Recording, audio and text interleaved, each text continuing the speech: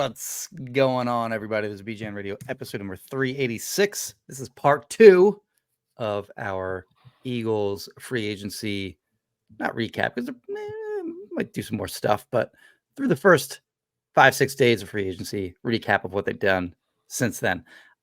With me, as always, is Brandon Lee Gowton of bleedinggreennation.com. I am Jimmy Kempski from phillyvoice.com. In part 1, we covered the offense and the special teams. They did a lot more on defense, so we figured we'd just have that as its own episode as well. Before we get to all that, make sure you are all stocked up on Wrong Crowd beer, which, first of all, I mean, you can just go there too if you happen to be around Westchester. I mean, make it a point just to go out to Westchester. And it's a really nice town. Crowd beer. Very fun little, young town, college town too. Cool little downtown area. But Wrong Crowd beer, it's a restaurant, it's a brewery. The bunch of beers on tap, always fresh from the brewery right to the taps. Like, it's awesome. Brandon and I have been there a few times, and and they're a sponsor, so we're going to talk them up. But also, like, legitimately, their beer is awesome there, and so is their food. So stop in. Also, wherever you buy your beer, make sure you buy Wrong Crowd beer there. Brandon, as we mentioned in the last episode, just we had a little handoff on the side of on the side of the road in Philly, where I picked up some Quarterback Factory, which of course is relevant with now the Eagles trade for Kenny Pickett, and some orange seltzers, which I'm excited for as the weather continues to get nicer here. So Wrong Crowd beer, ask for it wherever you buy your beer. If they don't have it, say, yo, dude, you're missing out. Get that Wrong Crowd beer in here.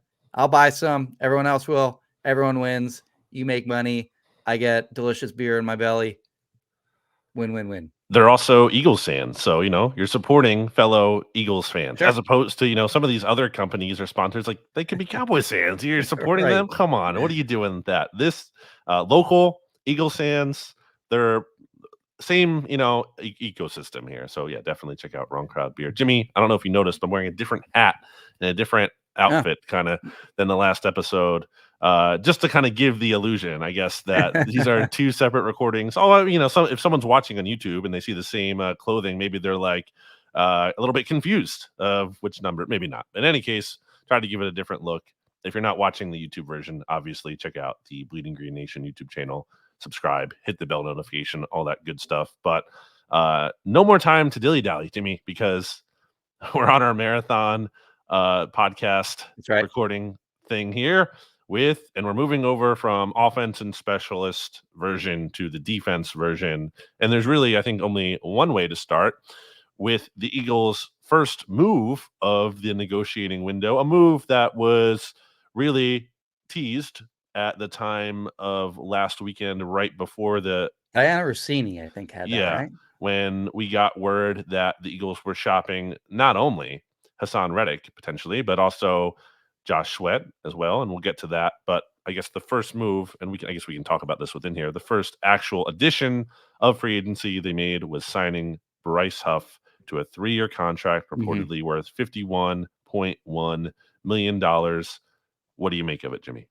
Yeah, I mean, edge rusher is edge defender, or whatever you want to call it, is the most interesting position on the Eagles roster right now in terms of what they're doing in free agency, because they sign Bryce Huff. We don't know. I mean, now we know that Josh Sweat is returning to the team with a restructured contract. Now you have Huff, you have Sweat. We'll get to Zack Baun in a little bit, who they also signed. We'll probably do him next after Huff. You have BG coming back. Pretty decent chance, in my opinion, that Hassan Reddick is going to be traded, like with Sweat coming back. But we'll see. As far as Bryce Huff goes, he's 25 years old. He was an undrafted rookie in 2020 with the Jets. Didn't really do much his first 3 years in the league. I mean, he actually got playing time early in his career, and like his playing time increased each year. 2 sacks, 3.5 sacks in 2022. Excuse me, in 2020, 21, and 2022. And then last year explodes, 10 sacks, 21 QB hits, and still even without like a lot of pass rush snaps. So PFF had him down for what is really like an astronomical number, 67 pressures on just 334 pass rush snaps. and he had a hell of a game, as luck would have it, against the Eagles when the Eagles lost to the Jets week 5.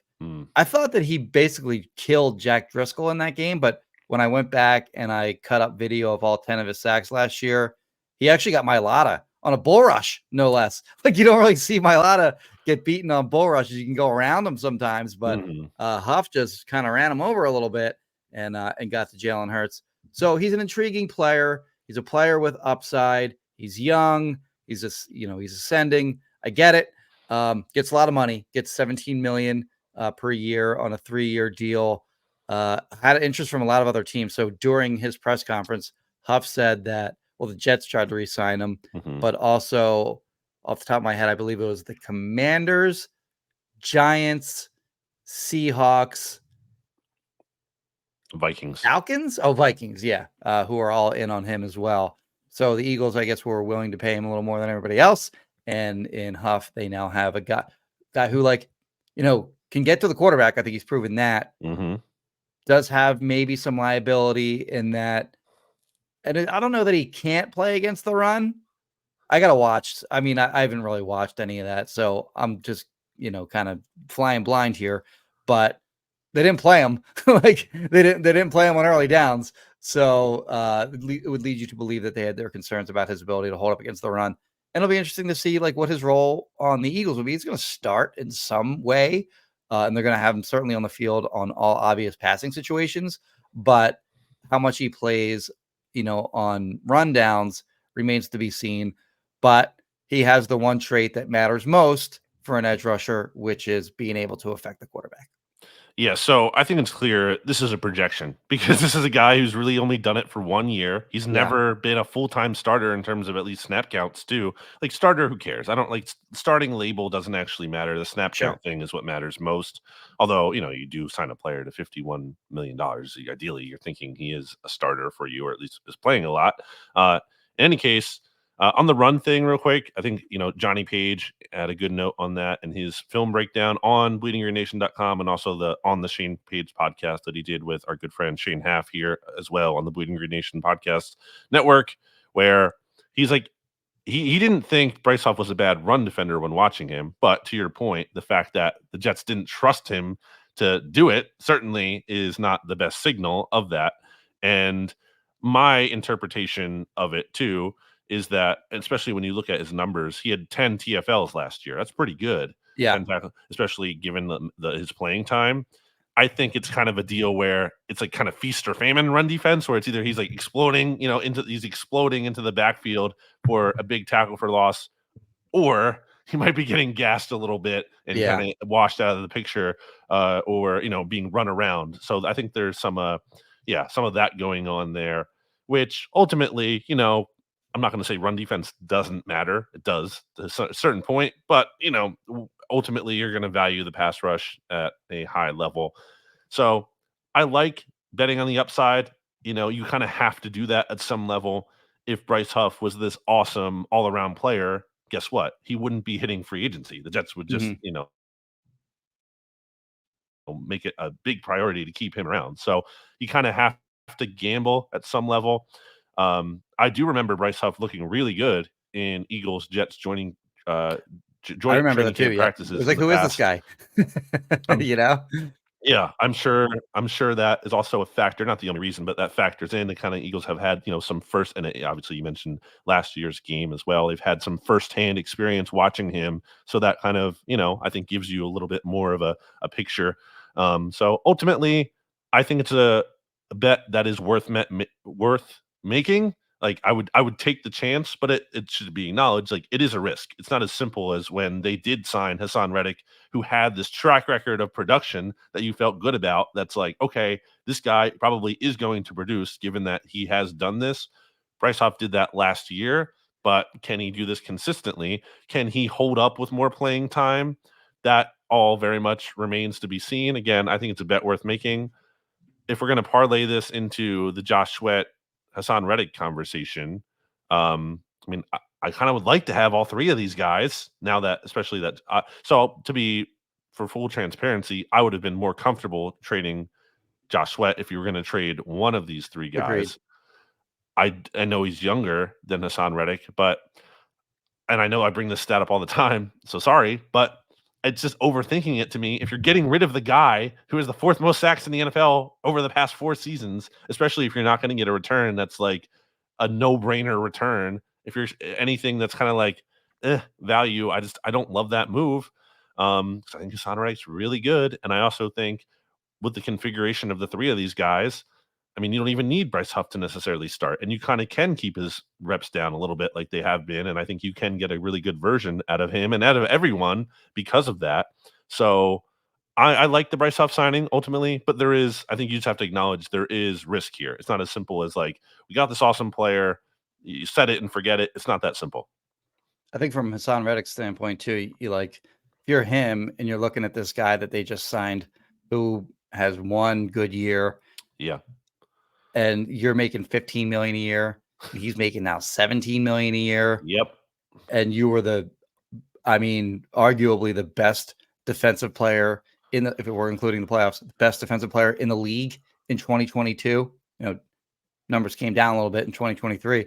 But if you're forget like snap counts aside and sacks per snap played or anything like that. But if you're Hassan Reddick and you're just looking at like sack numbers, you're like, this guy's best season is like worse than my best season, or excuse me, this guy's best season is worse than my worst season over the last 4 years. Right. So yeah, I don't know if Hassan Reddick is going to stay on the team, got to imagine that he's going to be looking to be paid more than Huff. It's just the reality. Like it's kind of how it is. How is acknowledged that in the past in terms of like, when you bring in a guy that other players obviously take notice of that. Like I think, how he goes into that eyes wide open. So I don't know. We'll see how that goes. On your point, by the way, on like joint practices, I remember back in 2017, they cited joint practices with the Dolphins when they traded for Jay Ajayi. Yep. So I think that does factor into some degree. But I don't know, kind of hard to wrap my head around what the Eagles are doing at edge rusher when they already have 2 good ones. The need to bring in Bryce Huff, I think that's going to require much deeper exploration on why they decided they needed this guy and they needed to ship out.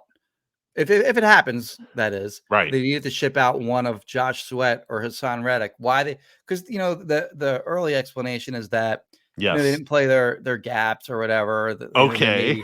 They maybe like loafed maybe a little bit down the stretch. It's not a good enough reason to just get rid of those guys and bring in somebody that hasn't done it really for a sustained period of time. It's not a good enough reason to do that. So, maybe we'll find out later that there's more to it than that. But for now, I don't know. I think people have just kind of accepted that this is fine.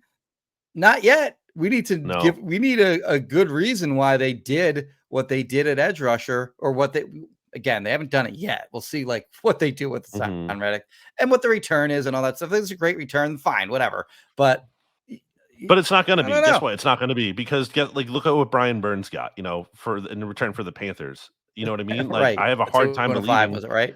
Yeah. So how are the Eagles going to get more for Hassan Reddick, who's older? I know he's been more productive, but he's older, and also you're going to have to pay him. So and also teams have been making free agent additions. So I just have a hard time believing that someone's going to be desperate for him. But I would. So my point being, I'd rather just keep them all. And we should mention in here, Josh Sweat will be staying because the Eagles and Josh Sweat agreed to a restructured deal that is really a pay cut for him, as our good friend Sam Lynch, cap expert, pointed out. That I think Josh Sweat was set to make like $16 million in 2024. That's now down to like $10 million, right? Plus, there's I think incentive or whatever in there that could bump him up to 13 or so. But still, point being, it's a pay cut, and a weird. And it's guaranteed, but also who cares? It's the last year of the deal. What are they going to do? Cut you mid-season? So the guaranteed aspect of it really isn't that big a benefit to the player when it's in the final year of the deal. Weird reporting, not weird reporting in the sense that I'm doubting the veracity of the information from Jeff McLean, but weird that Jeff McLean at one point brought up that they might just cut Josh Sweat. That would have been an insane move, right? I mean, it might have been true because they did take a decent enough pay cut. Well, I don't doubt it's true. I'm just saying, but how are you, if you're getting to that point, that's just not no, you don't cut Josh Sweat. Right. Yeah. He's a 26-year-old player that had an 11 sack season a year ago. I know and even last year, for as bad as he finished the season, he started it off strong. It's not like this is a worthless player all of a sudden. Anyway, yeah, it'll be interesting to see how that shakes out completely. Again, I mean, is this simple to say that they're on the roster now? Just make it work. You know what I mean? Like if you're finding a way to make it work right now, find a way to make it work out long term, at least for one more season. Find a way to come to terms with Hassan Reddick. Maybe it's not the long term deal. Maybe you can try to find some middle ground where you can make him happy for at least one more season. Like I just think you have to make that work because that's not exciting to me, really. Going from Josh Sweat and Hassan Reddick to Josh Sweat and Bryce Huff, like that's not like a lateral move. I know you would get the compensation too for Reddick, but I don't think that's going to be anything awesome anyway. So I don't really know what you're adding to the team that like adds up to that, because I think the gap between Hassan Reddick and Bryce Huff is not like small. That's a significant gap to Right. me, and For that's not. sure. I'm not even trying to. That's not an indictment of Bryce Huff to me. It's just a testament to how good Hassan Reddick is. So, Right. and they play at a position where you can rotate guys too. So I feel like you have to find a way to keep all three on the team at this point. I know you have Nolan Smith here, but like and I love Nolan Smith. I'm optimistic about his future. That's a big projection to just put him in all of a sudden as a top 3 edge rusher, I think, especially when like him playing over the alternatives here. So yeah, I hope they keep Hassan Reddick. I think he's traded. I think he's going to be gone. That's I'm with you. a bad move. I think it's silly. I agree, but I think he's. I mean, I also do think, just looking at the likelihood of it, I don't disagree, but I don't accept that as a good move.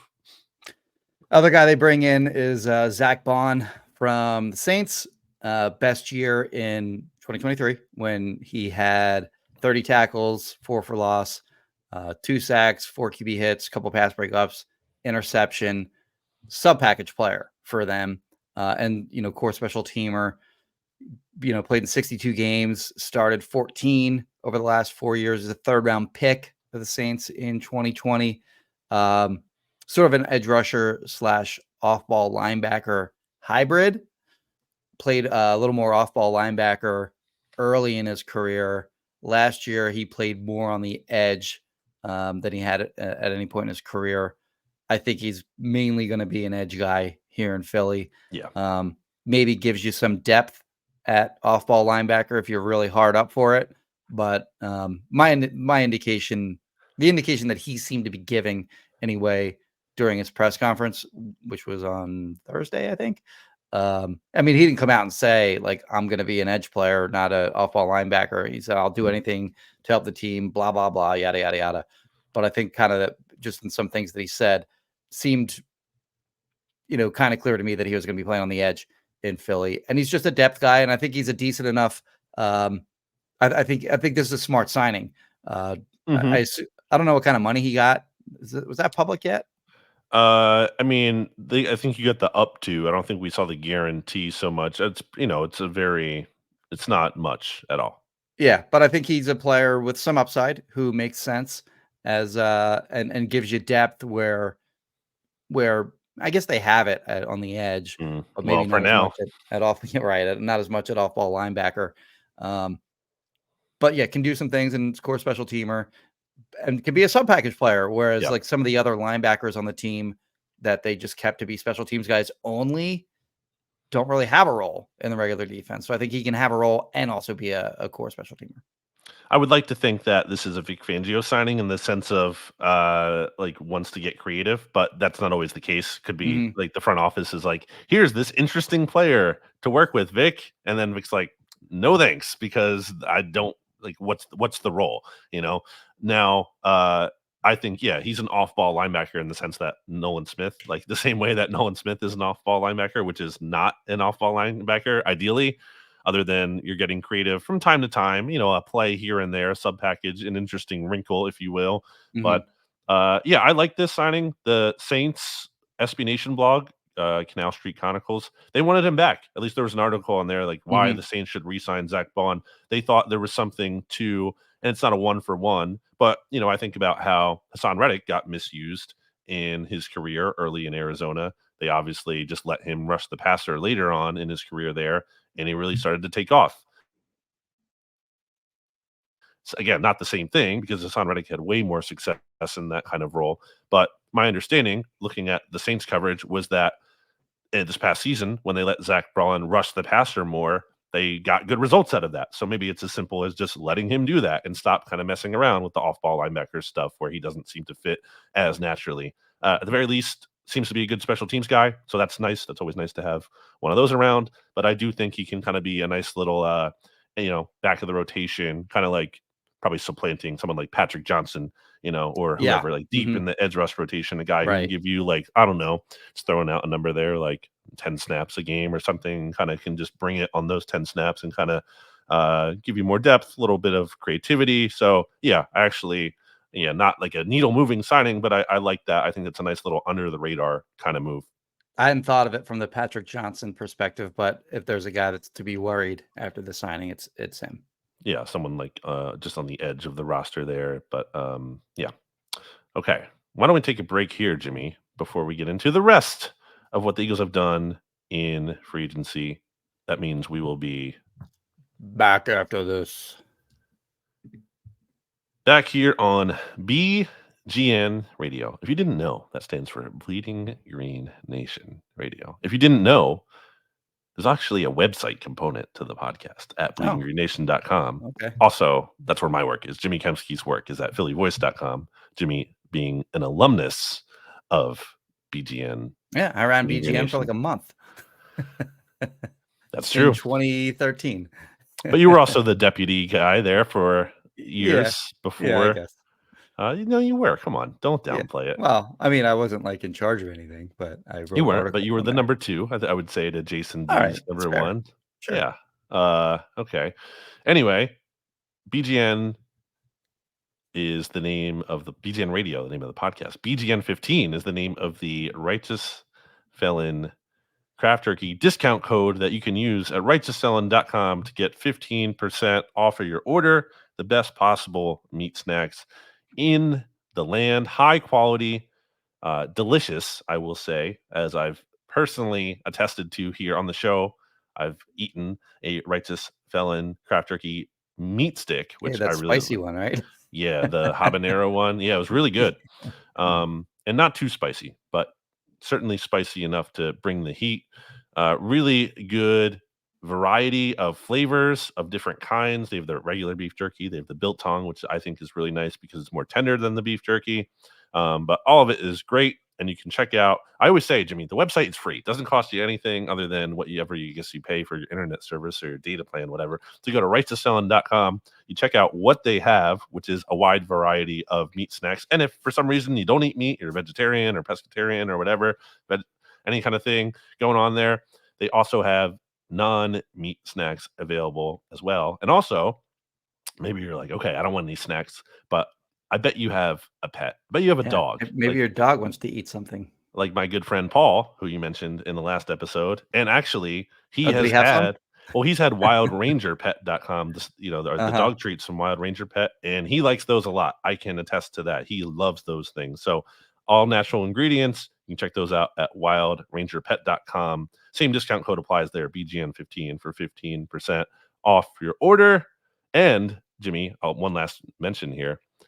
Very exciting, as we mentioned way long ago, I feel like now, but still relevant, that Righteous Felon will be in Wawa's starting in April. So, if you see, April, huh? All right. I think if you go to Wawa and you see a Righteous Felon there and you never had it before, the move is to get a bag, I think, see if you like it, if you love it.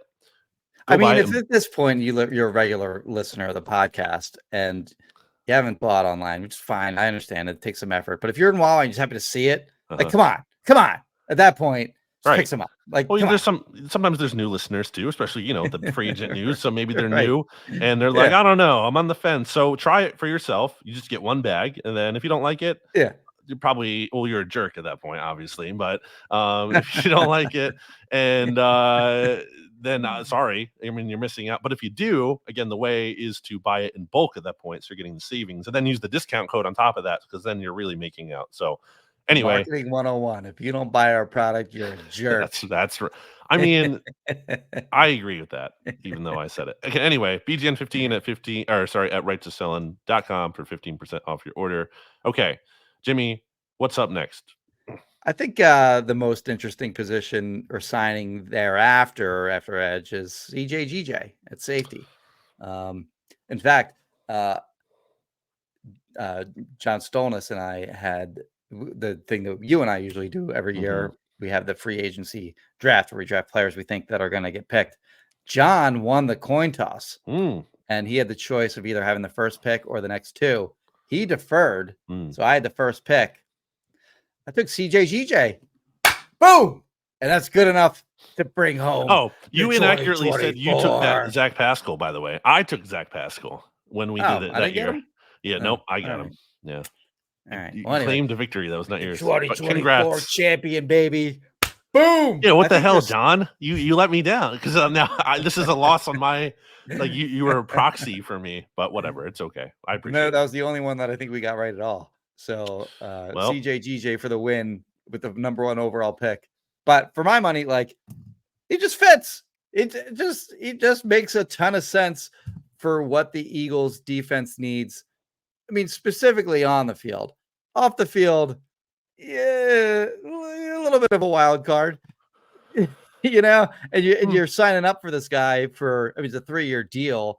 So, you're kind of married to him for a little while. Things can go badly in theory, maybe, but just on the field, he makes so much sense because he's a playmaker, which the Eagles didn't make enough plays on the back end last year.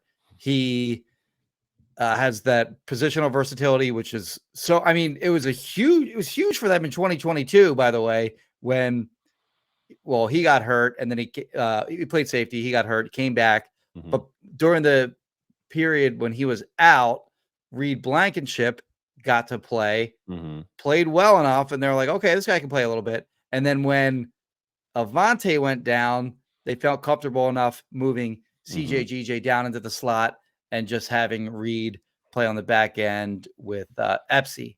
So he gives you that again in 2024.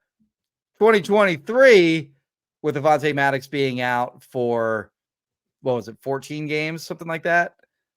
They tried 5 or 6 different guys in the slot. None of them worked. And, CJ GJ could have been a guy that could have dropped down into the slot and solved a lot of problems for them. They missed him last year. Of course, he got hurt last year for the Lions. Who knows what would have happened had he played for the Eagles or whatever. But they missed what he brought to their defense last year. So now he's back. He's a good safety. He's a good slot corner, wherever you use him. And I think before even his press conference, I thought he was going to be primarily a safety, of course. But he indicated that, he's not playing slot corner. He's going to play safety. But you can play him in the slot if you need to. Just that versatility. He can play both positions really well. Very, very easy fit on the field for me. Yeah, I like the signing. I don't agree that the Eagles messed up by not bringing him back last year. And I said that before they even parted ways. I said, because he wasn't the kind of player, to your point about the personality stuff there. And also because I thought that you would be buying high on him if you're just, my thing with him was always, I think some people thought of him as, you need to keep this player at all costs, hand him the blank check, whatever it takes to keep him. I never agreed with that. There was a right number to walk away from. And I think the Eagles handled it right. I think CJ GJ kind of, on his side, messed up. And I think that's inarguable considering how he only got a 1-year deal with those crazy incentives in his contract too. The Eagles had the best deal on the table for him by far last year. And they kept turning it down. And he was like, we can't screw around with this anymore. We might wind up losing you. And then also other people that maybe we could have kept or gone after. We can't time is a factor here. Yeah. And they just got frustrated enough where they moved on. But ultimately they had the best offer on the table for him by far last season. So I just don't like this idea. Well, the Eagles are, they messed up and they admitted their mistake. And that's not me just defending the team at any cost. I certainly criticized the team in the offense episode. But I think some of the discussion around him has been a little weird in that way. He messed up in large part and obviously went to Detroit and really was in a spot where I mean, I don't know what else he was getting around, from other teams, but they could have significantly hampered his value because he missed most of the season. Mm-hmm. The Lions got hurt, and that's a concern moving forward. His level of ability to stay healthy. Some of the injuries he's had in the past, such as in 2022, was that like was that his kidney or his? He had a lacerated kidney. Yeah, so you're not like that's not like a durability issue as much as a freak injury, but to a larger point, he's not been available for some games. So, that's certainly something that it goes in the con column against him. But yeah, I mean, I'm cool with this re-signing. You needed a safety. I thought the Eagles were smart, wise to go after Xavier McKinney. It seemed first, they had a big money offer to him reportedly on the table before ultimately the Packers outbid them. And I think that's fair. I don't think they needed to go above the Packers number. That was 17 a year, I think. It was a really, large number. So I think that's okay to not have to ultimately outbid that. And I think it's okay. I think it was smart to go after him first. It wasn't like CJGJ is the priority number one. He's the guy. Again, hand him the blank check. I don't think they did that. Have you seen the guarantee numbers on CJGJ? No, I think it was reported as like up to 33 million. Up to BS, like 11 million a year. But I think it was the more realistic numbers around 9 million a year, 8 or 9. And I'm interested to see the guarantee on that. The fact that it hasn't come out right away tells you it's not like a amazing guarantee. So that's definitely worth mentioning. I will say on the attitude point, I do think there's value in that, the swagger and whatnot. Sure. And, they didn't have that last year. Like, remember the 49ers game where they just went they just walked right through the cornerback line? He's not allowing that shit to happen, Exactly. And also certainly in the playmaking department. And again, I acknowledge that I think some of his playmaking in 2022 was very fortuitous in terms of like a tipped ball going right to him. But, still give him credit for catching the ball. Never trying to take credit away from him for that. I'm just saying it's not as like reliable as you can just definitely always do that. So I do think he'll be able to make plays for this defense. That's something that they also sorely missed last year. They ranked towards the bottom of the league, right, in interceptions and whatnot. So I do think he kind of gives you some of that. I will say on the personality standpoint, I thought his press conference was really interesting. There's a lot of press conferences that are just kind of whatever, nothing really to take away from it in terms of substance or tone. But I thought his tone in this press conference was interesting and not what I expected because he seemed to come into it, I think, a little bit more self-aware than I thought he would be. I think he realizes that, he has developed a certain reputation, not always for the better. And I also think that maybe last year's experience with what happened with the contract and everything was a bit humbling. And he even had said being on the sideline too, being hurt for so long, I think may have been like a humbling experience for him in some ways. Not to the point where he's not going to have that confidence, that swagger, but to a point where it's like maybe a little bit of a reality check and a maturation process. I think I saw that in him. I still think he's the same guy. Ultimately, he has that confidence, that swagger, but maybe realizing that he can channel that in some more productive, positive ways. Ultimately, that's what I saw out of him from that press conference because he talked about having a new mentality. I think there's something to the fact that he is wearing a new jersey number now in Philly. He's going to be wearing number 8 instead of his old number 23, which is still available. So that surprised me, and I like to hear that from him. I think that was good. I think that was a good thing, and I think ultimately it's a good signing. That again, you have the flexibility. It's possible in theory. Again, I know he's expecting to play safety. I'm guessing he's going to play safety, though. That there's still safeties out there, plenty of them on the market. And obviously, you have Sidney Brown coming back from the ACL tear, so we'll see, where he's at in terms of being ready to start the season. But I like the idea that you have multiple different options there at safety and nickel, depending on who else they add still. Yeah, when he said he was going to be number 8, and he was talking about like who, like he was teasing a little bit before he revealed who inspired that. I thought he was going Donnie Jones personally. Nice, but no, it's Kobe. I guess Kobe is a more notable athlete than Donnie Jones. it's slightly. I guess if you don't really know what you're talking about, maybe. Both champions. For sure, yeah. But yeah, on your point where like his attitude was noteworthy, I guess he was asked something to the effect of like, well, what's the difference between negotiations this time and last time?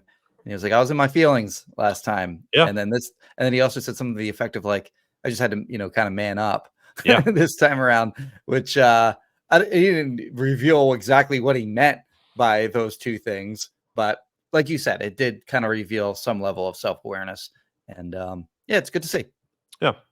Okay. What else? Well, Byard is out, which we Sure. covered, long before free agency began. But certainly, I mean, whoever you fill in the safety opposite Reed last year, whoever it was, whether it's Terrell Edmonds, Justin Evans, Kevin Byard, massive upgrade. Not some small upgrade, massive upgrade from any of those guys, whoever you want to name, to CJ GJ. Well done by the Eagles. Weird move by the Bears to like rush to sign Kevin Byard, right? When there's still like a ton of great safeties, or at least like good, like Justin Simmons is out there, right. Eddie Jackson. I know they cut him, but still, like there's a lot of good safeties out there still on the market. Anyway, again, what, $7 million? Yeah, 7.5. That's like top 10, almost top 10 right? safety money for a guy who got cut. And nuts. It's like, and you're rushing to sign this guy. Like, I don't know. You could sign him, but maybe wait a little bit. Anyway, what else on the defensive side of the ball, Jimmy? Yeah, so I think the next spot to look at is linebacker, of course. Took them a while to finally get. And my understanding is they had a couple guys that they went after early at this time. Can't really get into those names or whatever. But eventually they signed Devin White to a 1-year deal. 7.5, I think it was. Up to the up to, again, doing a lot of work. Doing a lot of work, yeah. But really interesting player, kind of like buyer beware a little bit on him. But early in his career, he was an impact player. Like, he was, first of all, he was the number 5 overall pick in the 2019 draft. Amazing 2020 season with the Bucs when they won the Super Bowl that year, when he had 140 tackles, 15 for loss, 9 sacks that season from an off-ball linebacker spot, 16 QB hits. He's got outstanding speed. I think he ran a 4.42 at the combine, so he can make plays sideline to sideline all day. The questions that Bucs fans, and you're just reading up, like, I'll be honest, I haven't watched a ton of Devin White tape, but just reading sort of like what the Bucs had, Bucs fans and reporters had to say about him. There are questions about his awareness, kind of takes the cheese on, on eye candy and stuff like that, and willingness to do some of the dirty work, like take on blockers or whatever. Kind of just wants to use his speed to make plays, as opposed to taking on blockers and kind of doing sort of the dirty work stuff. So traits, very intriguing. Be interesting to see if they can get, Vic Fangio and the Eagles defensive staff can get the most out of him. But I think no brainer, he is going to be an upgrade over Nicholas Morrow, for example, who didn't even make the team at a training camp last year. They bring him back and winds up playing the most snaps among all Eagles linebackers in 2023. Significant upgrade over him at a minimum.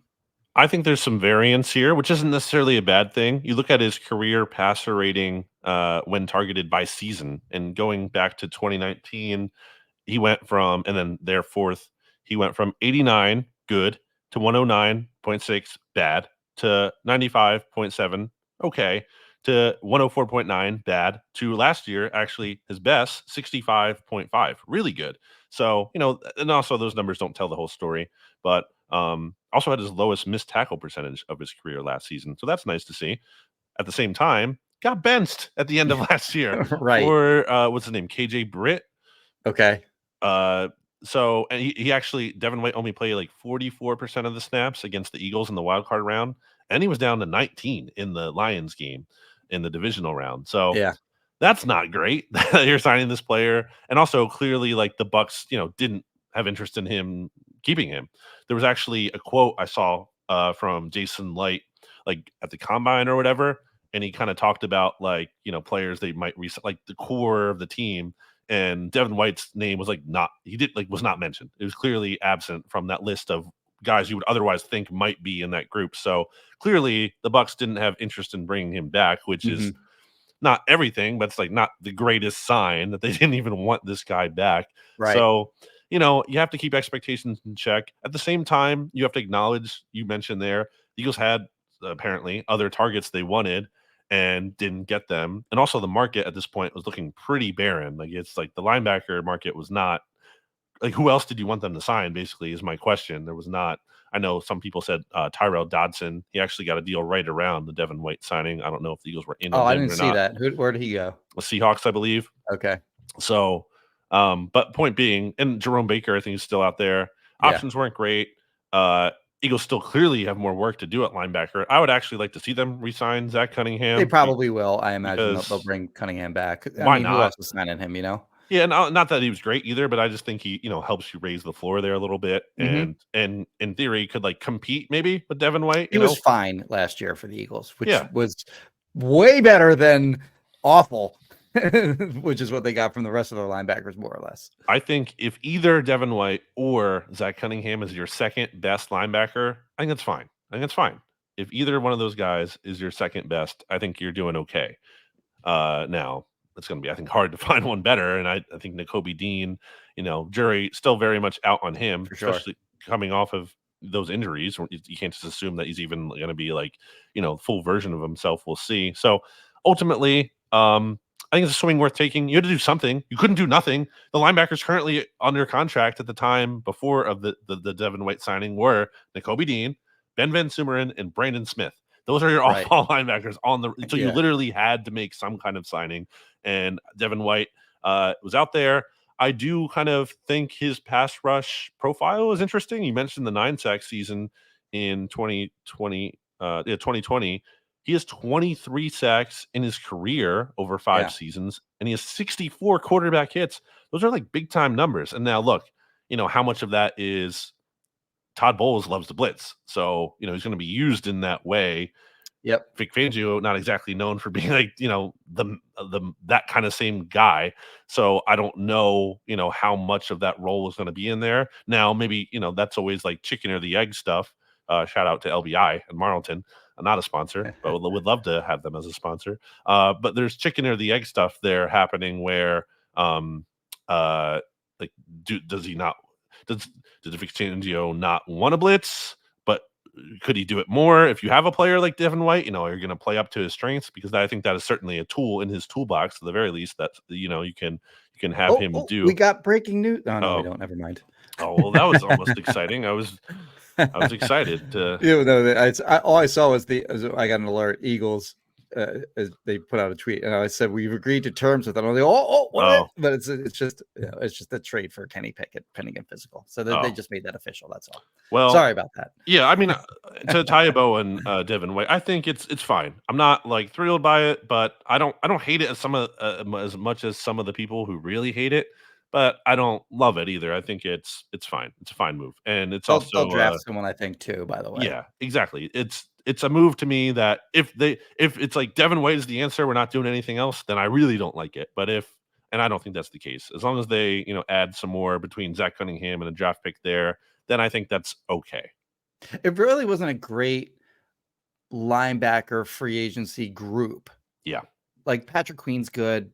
I happen to like Blake Cashman a lot from the Texans. He went to the Vikings, I think. But I mean, you could find flaws with literally any linebacker in free agency. Whereas, you know, there was a much deeper group of safeties, running backs, etc. So, could they have gotten a better linebacker than Devin White? Yeah. Would that linebacker have been way better than Devin White? Probably not. So, they're kind of limited with what they could have done because of what was available there. Right. Okay. Why don't we take another break here, Jimmy? So let's do that right now, but send us to break, please. Yes. Back after this. Back here on BGN Radio, which I'm not gonna botch it. In addition to Righteous Felon Craft Jerky, in addition to Wrong Crowd Beer Company, is also brought to you by Kristin Roach of Roach Realtors. Jimmy, if you're looking to buy, sell, or rent a house, you want to contact 856-906-9295, which I have on the screen here, which is the only reason I know that. As you can see scrolling on the bottom of the YouTube version of this podcast. Yeah. So if you're looking to do that, contact her.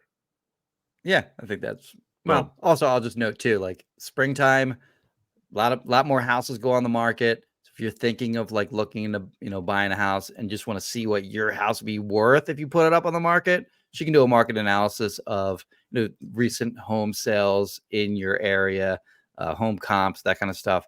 No charge for that. Just give you an idea of like what your house would sell for. And again, 856-906-9295 if you're interested in that. Okay. Where are we going next? Yeah, they didn't make any moves here, but I think a position of note is corner.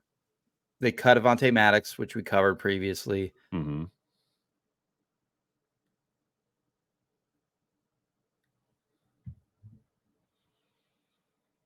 Safety only, not only, but he'll primarily be a safety for the Eagles in 2024. They got to do something at slot corner, whether they bring Maddox back. Maddox got a little sniff from the Saints, I think it was. How did he smell? How do you think he smelled?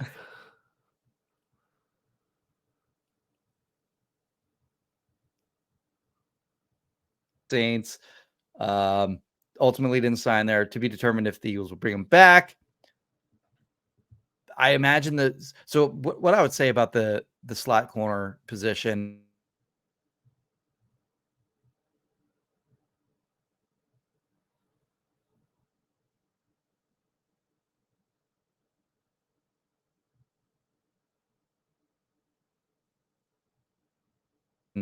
is in this draft coming up.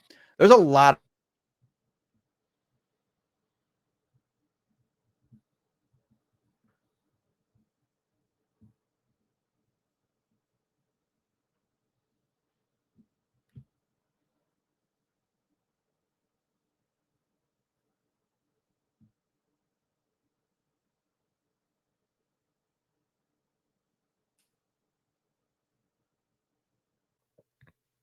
All right, little technical snafu, maybe. Not sure what happened there. So apologies for that, but we were moving on to corner, where, excuse me if you already heard part of this already, but we're just going to say it again. I'm sorry if you already did. But Avonte Maddox, of course, the Eagles cut prior to the start of free agency. Got a little sniff from the Saints. Ultimately hasn't signed there or anything like that. Still open, still available. Could certainly come back. I think he's fine at a lower number than what he was at. You worry about his durability concerns, but I think by bringing back CJ GJ, they at least have a backup option if Avonte goes down again. And then, of course, if Avonte goes down and you move CJ GJ into the slot, then, theoretically by then, Sidney Brown is healthy. Then he can play safety. So you have Sidney Brown, Reed at safety, CJ GJ in the slot, and then you have Slay and whoever else your CB2 is at corner. So, but right now, they're starting slot corner. Like if you were to look at a depth chart, it's probably Zach McPherson, which, like 2023 missed the whole season with an Achilles tear. Didn't play much at all, mainly because nobody got hurt in 2021 and 2022. And he played slot corner in college some, but hasn't really done it in the pros until training camp of last year, and struggled, in my opinion, in training camp last year. So bottom line, they need a slot corner, whether that's Maddox or it's somebody else. One thing to note is that in the draft, particularly early in the draft, like day 1, day 2, a lot of guys, I think more than normal, that have inside outside versatility, which I think fits perfectly with what the Eagles needs are, both in terms of a short-term and long-term perspective. Get a guy that you can play in the slot early in his career, and then eventually kick outside and take over for Darius Slay whenever he becomes an unplayable player. On the outside of corner, you got a lot of guys that maybe a little bit of wild cards. Slay is going to start at one spot. You got Keely Ringo, who barely played at all the first 12 games, played like one snap on the defense the first 12 games, had to step into a starting role eventually. And you got Isaiah Rodgers, who they signed last year, of course, got pinched. You're also forgetting someone who's still on the roster.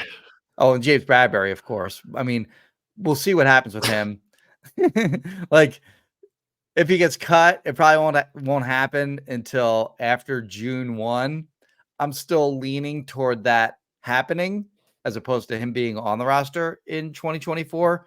Could very well be back on the roster in 2024. I think that's a mistake. I think I like James Bradberry, accountable player, leader type player, but just for how badly he played, especially in the back half of that season, I can't justify bringing him back to the roster in 2024. But if you get rid of him, you're just losing cap space. You're losing. I know you can do it after June, but at that point, what are you going to do with that cap space that you would get after June?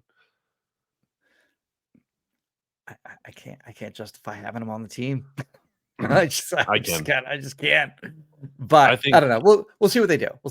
Yeah. But basically, you have it could be between Bradberry, Ringo, Isaiah Rodgers. So you have some.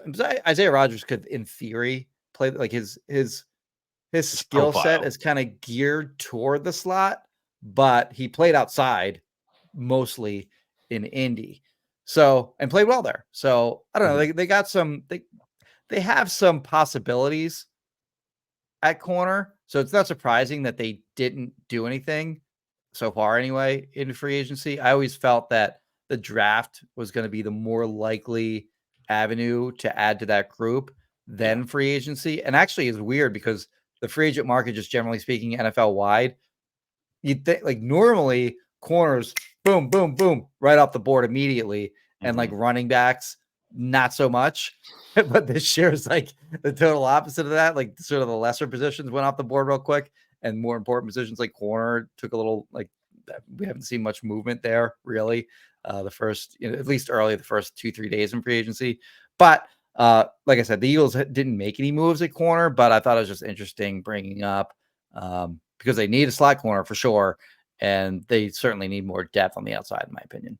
Yeah, I don't love the idea of Maddox back unless it's really just, to be a guy to compete for the job. Because I think in addition to the injury issues, as we've said here numerous times, I thought he had a bad training camp last year. Fair. So I don't and I don't think that means he was always a bad player or anything. I just think the injuries may have taken a toll and he might not just be very good anymore. So I'm fine with him competing for the job, but he should not just be handed the job like he has been able to be in that position in the past. So interested to see what they do there. Again, I guess you're kind of saying that they'll probably draft someone to help at that spot. Outside, I think I know I'm on the James Bradberry Island on this, but I think there's a chance he could bounce back. I'm not saying to the point where you just assume that's going to happen and count on it and hope on it, but I think he deserves a chance, especially if you're just going to cut him, it's going to cost you cap space. I'd rather just see potentially if he can compete for the job, and then if you need to not have him on the roster, I think you can do that later. You can figure him out later. You don't have to cut him right after June 1. You could cut him in training camp or whatever if he doesn't deserve to make the team. I'd like to give him one last look at this point in training camp to see if he truly is done or if he might have something left. Like, can't you just give yourself until training camp to at least get that one last evaluation in there? I thought it was pretty telling when Howie was like, he's on the roster.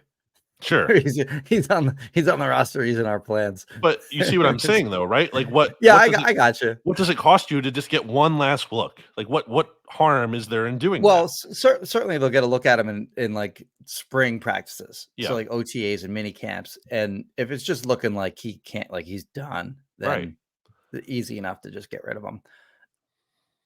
Maybe if he like plays his ass off in the spring, which I don't know how hard vets really go in the spring, but yeah, I hear what you're saying. I hear you. I just think you might as well. I think you might as well at this point. And then, not guarantee him the job because then you have Ringo there too. And like you said, Isaiah Rodgers, and I'm sure you'll draft someone, but I think I'm okay with him being part of the mix. I know we disagree on that, which brings us to our next thing, which is what? Just one last position, I guess, is defensive tackle. Again, they didn't do anything there as expected. I'm not going to do anything there when they've spent so much draft capital at that spot, from Jalen Carter to Jordan Davis to Milton Williams, and even lesser, late round guys like Marlon Tuipulotu, Moro Ojomo. Fletcher Cox retires, of course. And, he was sort of the one old guy, like one, not even old guy, but like even just any kind of vet really at all, among a group of other really young players. They need those young guys to step up, all of them. I mean, Jalen Carter had a great year last year, so, kind of exclude him to in that a start. little bit. He faded a little too, just like everyone. But they need those guys to step up. Jordan Davis, first and foremost, has to be better. Has to be in better shape, coming into 2024. Has to. So they're going to lean on those young guys. I think maybe they draft a guy there, but no surprise at all that they didn't add a defensive tackle in free agency. Especially I'm sure those guys got paid, as they normally do. Those guys got paid in free agency too. I'm sure they'll add Contavious Street level, like they did last. I'm sure they'll add like a body. You can add a veteran body there at some point later in the offseason for a cheap kind of deal, just to give you more depth and bodies there. And they like to go deep there anyway, as I've mentioned in the past. At least under previous defensive coordinators, they've gone six-man defensive tackle rotation. So you can never really have too many bodies there on the inside. So I'm sure they'll add someone later. But yeah, and obviously you're not investing more primary resources in there when you've already done that, and it's time to let those guys develop and let them sink or swim. And I think how we kind of even acknowledge that right at the combine press conference a little bit. It's like whereas Nick Sirianni didn't agree with that, which not great in terms of like you got to let the young guys play. You got to see if it's time to see what you have in them, and they can't get better. They can't develop if you don't give them that chance to do that. It doesn't guarantee that they will. Just because you're playing a young guy doesn't mean they'll be great, but at least you get the evaluation of if they're any good or not, as opposed to merely wondering. So, yeah, that's where they are at there. On Fletcher Cox, I'm surprised he retired just simply because I think he could have played again this year. One more year, yeah, he could have gotten like at least $10 million. I think at least, for one more year. Now, again, he's made a lot of money. He doesn't need to do that necessarily, but I just thought he could have, and I said this to RJ on the mixtape, but I think there's something to be said for it's cool that Kelsey and Cox went out relatively on top as opposed to more like, Jason Peters, where kind of just like a shell of themselves, kind of sad to see out there. They went out strong. So good. I mean, I know disappointing that how the season ended, but in terms of where they were and being able to play still and not looking like totally broken down versions of themselves that stayed for maybe a season or two too long, they left at relatively respectable points in their careers. Fletcher Cox was obviously an amazing player. He was the best player on the 2017 Super Bowl team the entirety of that season. When he was at his best, just like an awesome impact player. Connor Barwin had that Pro Bowl year thanks to, in no small part, Fletcher Cox opening things up for him. So a guy who made his teammates better too. Hard to say enough good things. I remember being really excited. Fletcher Cox was drafted in 2012. That's before I started writing for BGN, and like that was a really exciting pick. I remember, and I also remember the unique story too, or at least it seemed like it, that when the Eagles traded up for Fletcher Cox, Howie Roseman said the Eagles actually got an offer after they traded up to that pick. They traded up to that pick with the Seahawks, and like another team, I don't know if he said who, but like wanted Fletcher Cox so badly that they got on the phone with the Eagles and were like, "Hey, we will trade you for this pick." I wonder how that happens. Like, or if the Seahawks turned down a better offer, maybe it was somebody in their own division or something like that.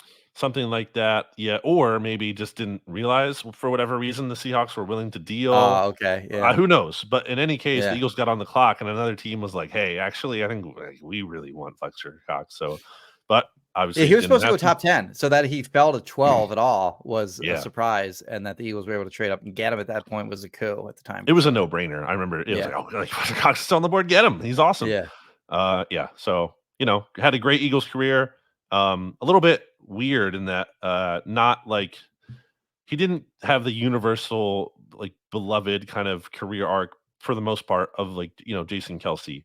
There was Cox was I thought he underperformed as recently as 2022. I know he had 7.5 sacks that season, but I thought like saw him get pushed around a lot in the run game. Just didn't look like he quite had it anymore.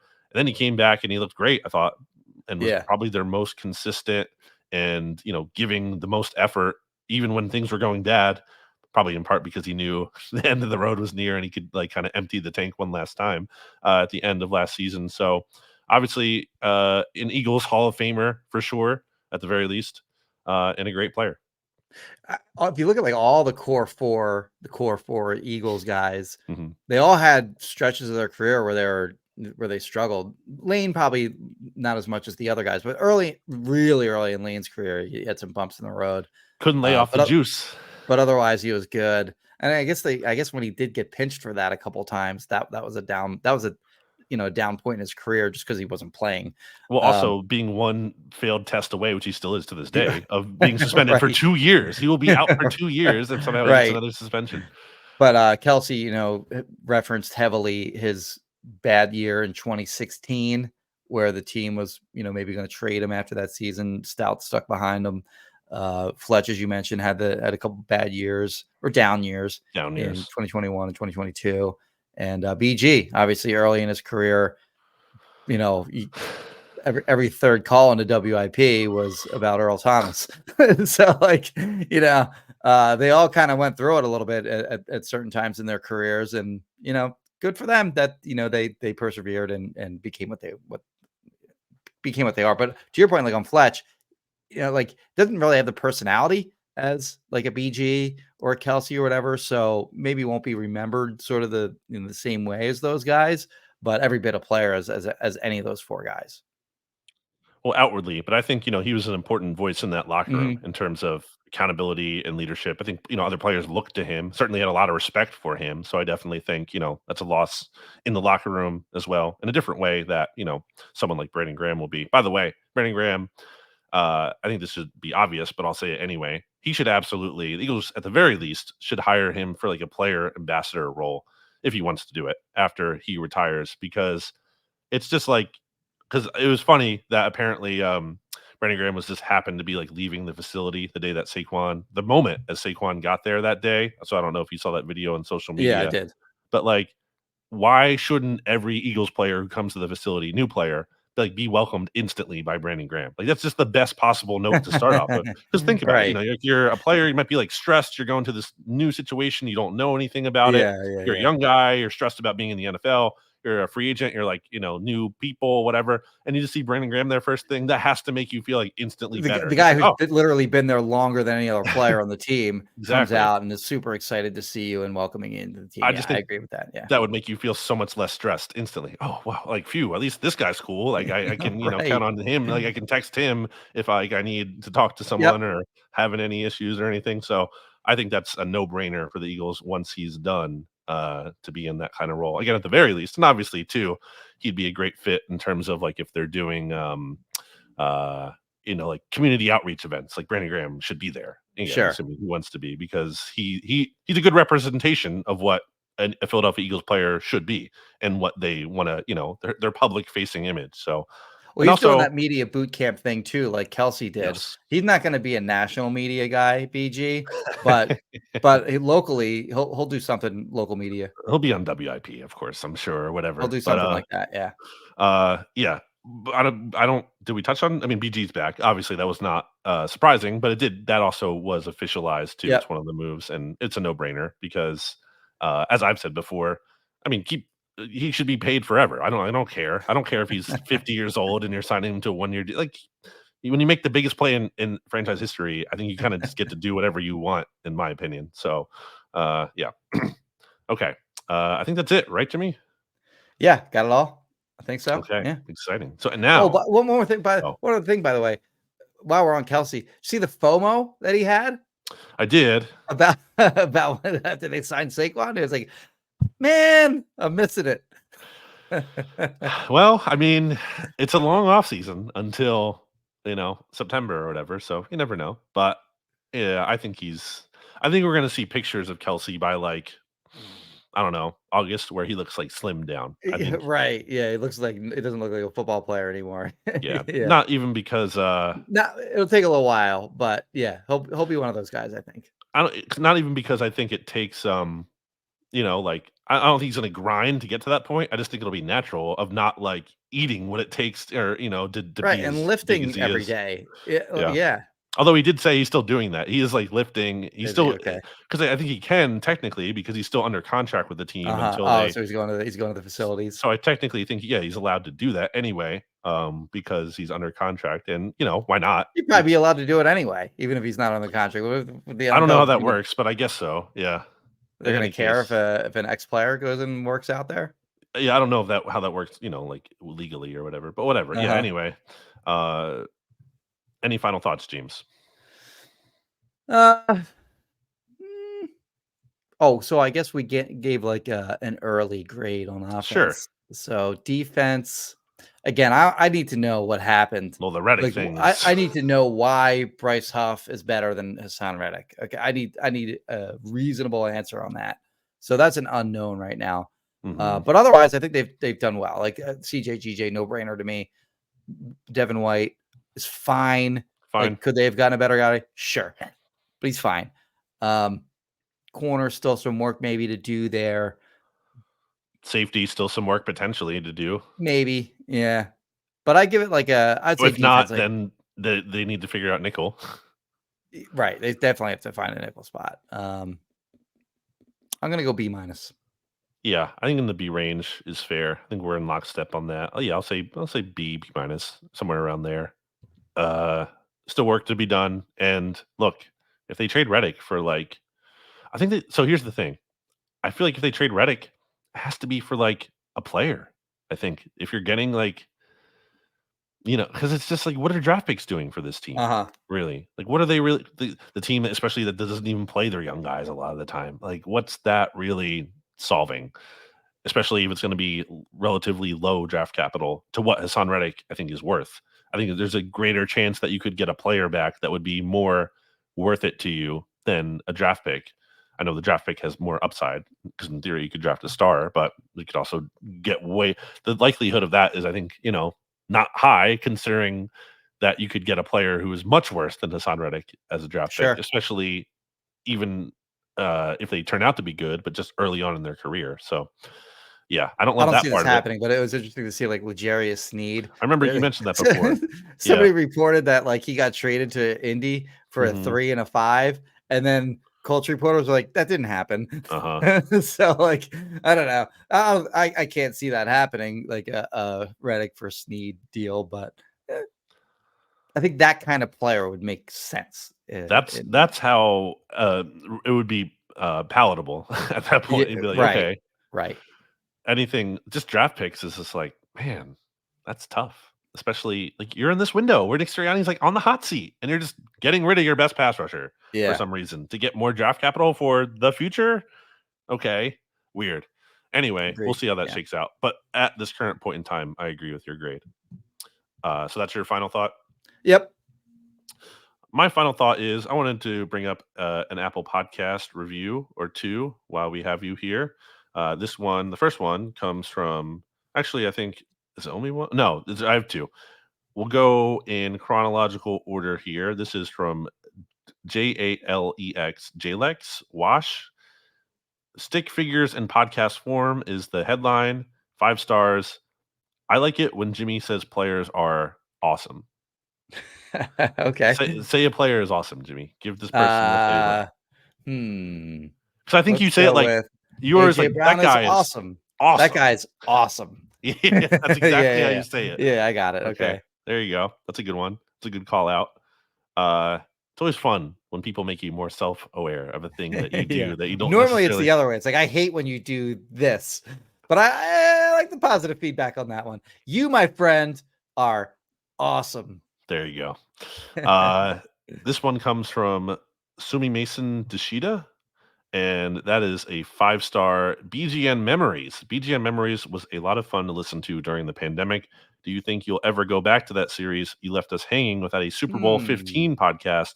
I know it's not a good game for the Eagles, but I hardly ever hear anyone talk or analyze that game, and it would be interesting to know what went wrong.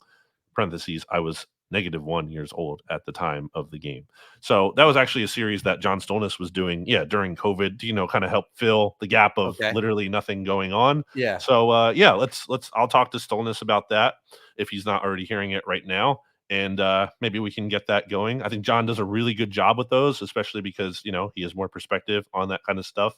And I think he just captures the nostalgia in a good way, like he has with other podcast in that series. I know I learned a lot from those, having not been around for the older games. So yeah, that's actually a really good suggestion, and we appreciate it. And that's exactly why you should leave a rating and review, because we will look at them and consider your feedback, and we appreciate you. So that's my final thought for this. And thank you for the reviews. Thank you for the reviews. And as I said before, on that note, we are very close. We're on the march to 2,000 ratings. So we currently have 1,951 ratings. Give us a rating. 5 stars. If you've already given us one, steal your parents' phone, maybe a sibling's phone, a friend's phone. Seriously, steal their phone and give it back when you're done, obviously. But steal their phone temporarily. Go on their phone. Go to, look up the Bleeding Green Nation podcast feed on both Spotify and Apple Podcasts, preferably, and give 5 stars and leave a rating. Why not? Or a review, type in BGN Radio is awesome or whatever. We appreciate you doing that. The podcast, as I say, is free, and it helps us continue to stay free for you if you do those kind of things. So we appreciate your support. It means a lot to us, and certainly our sponsors like to see that too. So you can check out all their stuff again in the episode description below. In addition to our social media handles, you can check out my work at bleedinggreennation.com, Jimmy Kempski's work at phillyvoice.com. And I guess we'll be back at some point at the end of next week, or if there's maybe a Hassan Reddick trade emergency podcast, we'll figure it out. But we appreciate you tuning in to these 2 episodes and being patient with us. I think scheduling was just a little bit tough, especially I didn't get back, Jimmy, until in Philly until Tuesday, basically late Monday, because I had a flight out of Tampa on Monday night. It got canceled. Not even rescheduled, just straight up canceled. So I had to find a new way to get home. I had to stay overnight in Tampa an extra night. And then this week, just the grind of the news and whatnot. So I'm making excuses that I always do. But anyway, I think you and I are also just kind of the people who kind of like to take stock of things, give it a little time. Yeah. Look, love the emergency pod. Obviously, there's a time and place for that. But sometimes, especially when everyone's doing emergency podcasts, I think it's fair to say that a lot of other Eagles podcasts are. Well, maybe it's nice to kind of get a different perspective and do the more holistic approach. So that's our mindset. That's what we're doing. But we'll be back with you soon enough. Goodbye, everybody.